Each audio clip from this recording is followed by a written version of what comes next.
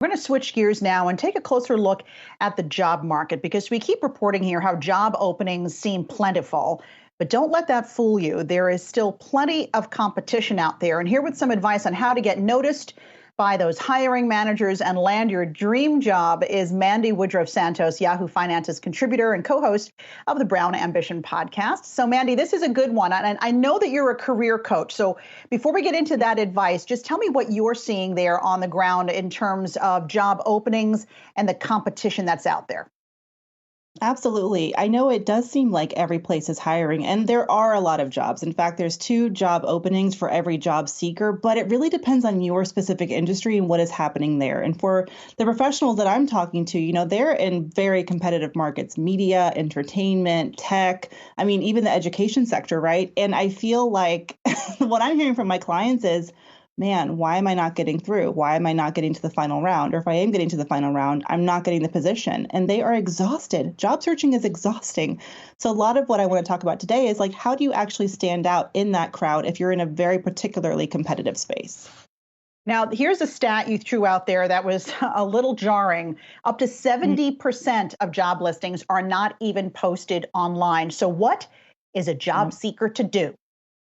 I know, right? Well, the first thing I tell my clients is if you're only looking on what's available on LinkedIn or Indeed or other job posting sites, you are missing out on huge, huge opportunities. The majority of jobs are happening either through internal, referrals at a company or people within a company referring to former colleagues or peers that they want to bring into their company to work. So if you are not working your professional network, reaching out to former colleagues, reaching out to your peers and telling them that, hey, I am ready and available and I am looking, then you are potentially missing out on a huge, huge opportunity and getting your foot in the door.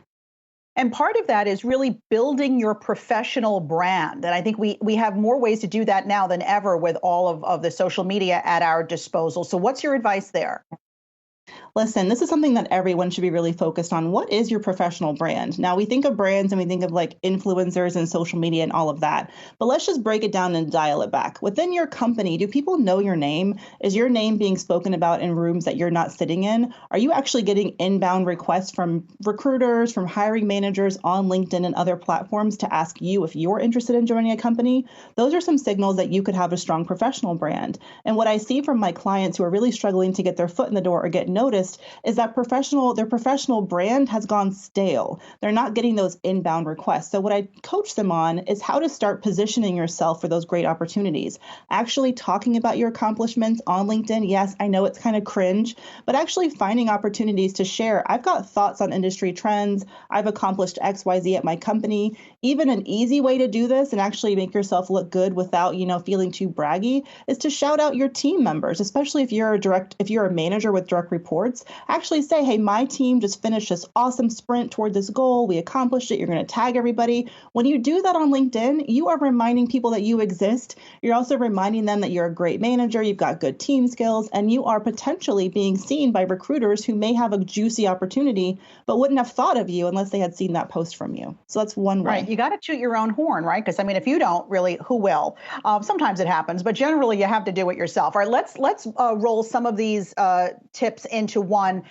I know it's important, of course, to bring good energy and enthusiasm to the interview, but so many of those are still happening virtually. So what should you do there? And also, how important still is that resume? Oh, resume is really important, but it's not the only thing that's important. So when it comes to nailing an interview, just to kind of sum up some tips in one, you want to have a nice clean background. You want to actually test your audio and your visual beforehand. Listen, I think everyone's super, understanding of technical glitches, but if you can avoid them, having to restart yourself, especially if you're nervous, those little glitches just can add to that anxiety. So why do that? Prepare and practice in advance. What I also love to do is actually come to the interview, especially when you're further along in the process, with and surprise them even with a game plan. You can do something called a 30, 60, 90-day plan where you actually lay out, here are some problems we've discussed, here's my approach, and here's how I would tackle those problems in the next 30, 60, and 90 days. That shows initiative. If you want to throw it into a PowerPoint, make it even jazzier, bonus points for that. But that is going the extra mile to show them when you hire me, I'm ready to hit the ground running. And this has definitely worked for me, and I encourage it to other job candidates out there as well. For sure. Show them that you are a problem solver. If you can solve their problems, they're going to love you even more. And finally, quickly, get feedback before you interview. What do you mean by that? Oh, 1,000%. So this could even be just practicing your delivery, and having someone in your industry who's maybe even a hiring manager who has recently gotten hired somewhere, so you know that they know how to do it, they know how to get hired. Have them review some of your materials, have them review that 30, 60, 90-day plan, or have them review any other case study you may have to submit as part of your interview. If you have to, they're even asking you to film answers to questions now and submit those. Have someone take a look at that, or run by your responses with someone else and just get their feedback. It can be on your tone, your delivery, how you're articulating certain things, but don't let the interviewer be the first person to hear what you're going to say. Definitely do like a little bit of a dress rehearsal before you interview. Gotta do it. Always sound advice. And what coming from you, you make it sound so simple and so easy, but it definitely takes a little bit of energy, right? And gumption from the person out there looking for the job. All right, Mandi Woodruff-Santos, Yahoo Finance contributor, thank you so much.